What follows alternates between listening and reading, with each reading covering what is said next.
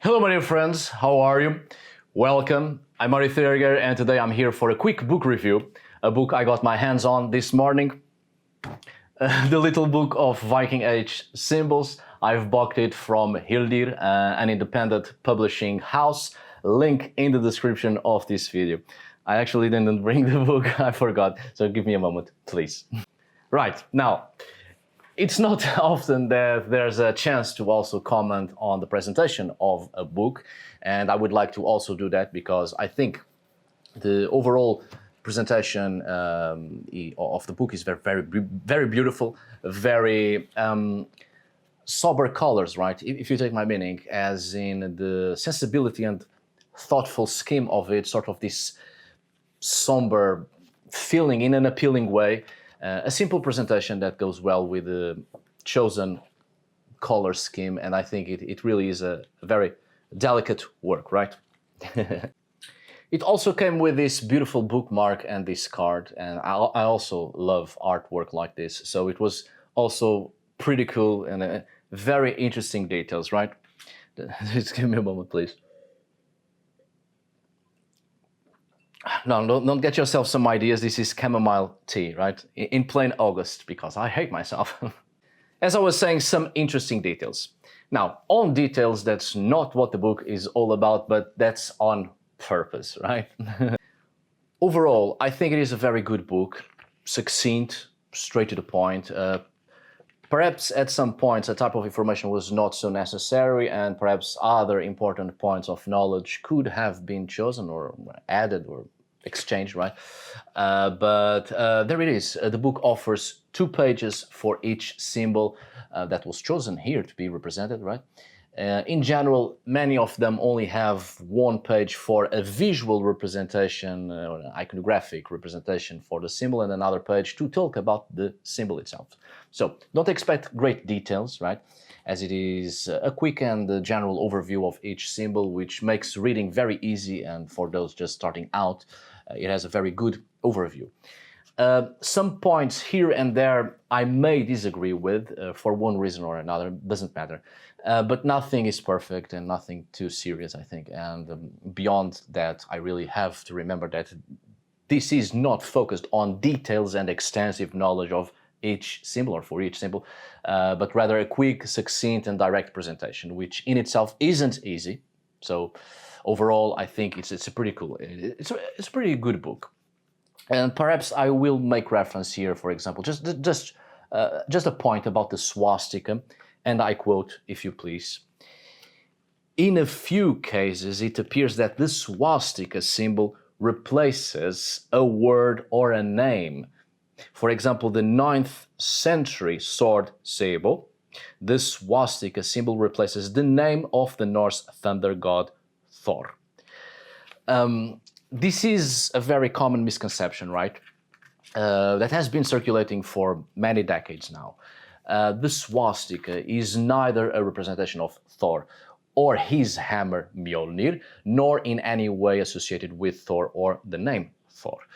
Quite often it is deduced, and such is the case here, because of several wrong interpretations in the past, mostly in artistic conceptions, which some researchers have been misled and perpetuated that misconception.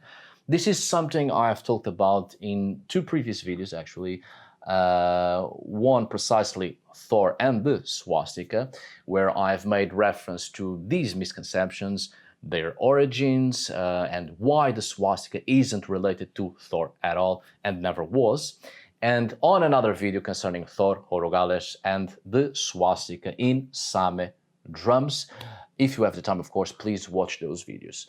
Now, the sword in question, in a Viking context, it was, and sadly it still is, commonly thought that the swastika is an allusion to Thor.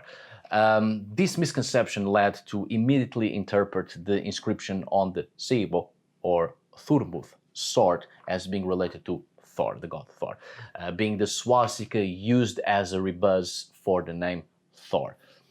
On those videos I've given several examples why the swastika was never related to Thor, but on this issue here specifically, of course, there's no indication that the swastika is related to Thor. It is a supposition based on past misconceptions.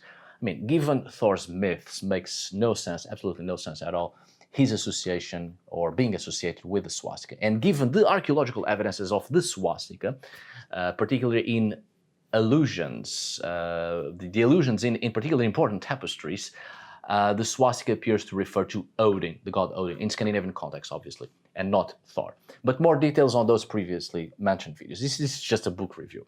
But overall, the book is really good, right? Especially for those taking the first steps in these studies. Besides, there's recommended readings by the end of this book, recommended sources to further extend the knowledge on these subjects, on each symbol as well as the bibliographical content which helped to produce this work. So, indeed, each example here mentioned has much more to it that needs to be explored, because it's not this simple or straight to the point. But it is a good source nonetheless, a good source to start with, no doubt, and I recommend it. In fact, there's an important detail in this book. There's a chapter for the ancient symbols and a chapter for the modern ones. This separation is crucial and helps to end other common misconceptions, some of which quite dangerous. For instance, in the modern symbols, it is a chapter dedicated to explaining, again, in a brief approach, the Ægishjálmur and Vegvisir, the Black Sun, the Troll Cross, Valkyrie Wing Tattoo, which I didn't know was a thing, Web of Word, Wolf Angel symbol, and that's it. It's a necessary separation and very useful, not only for those starting in these subjects, but also for those who have certain very deeply rooted ideas about certain symbols, and such ideas having been continuously passed on as common knowledge. And it's just a lot of modern occultic and or mystic conceptions that had nothing to do with this historical past. So, again, it is a very pretty good book and worth looking into it. It's very small, doesn't even have 100 pages.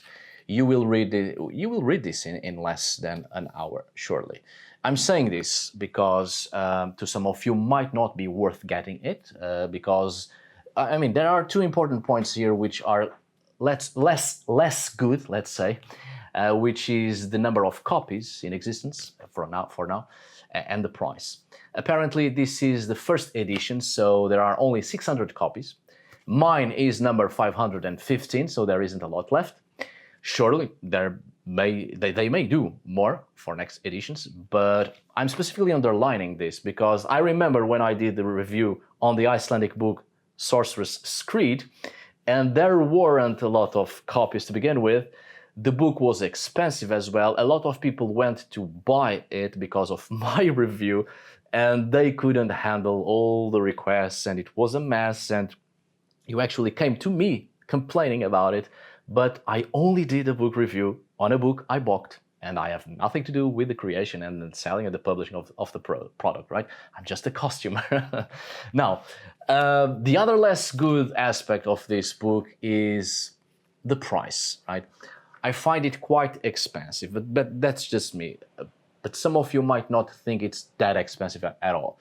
It has to do with each person's economic background and how prices change given the differences in currency and depending on people's locations or geographical locations on the globe. Honestly, if it wasn't for my patrons, I would never be able to get this book, even if I wanted to. Since I have Patreon, obviously, it has been of great monetary help, which is why I've acquired quite a lot of sources in these past few years to be able to deliver the content I deliver here at this channel.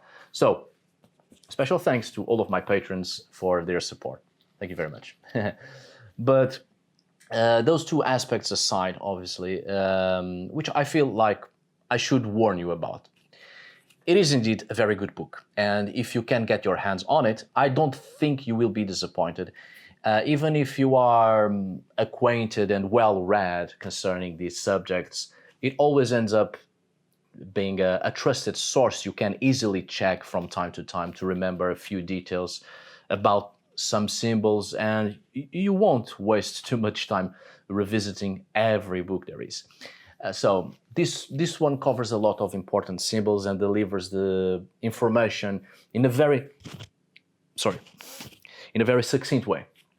So, my dear friends, that's the review of this book. I hope you have found it useful, and may your pursuit for knowledge continues. Thank you so much for watching. See you on the next video, and as always, thank you for today. Until we meet again, my dear friends. Cheers. It really is just chamomile tea.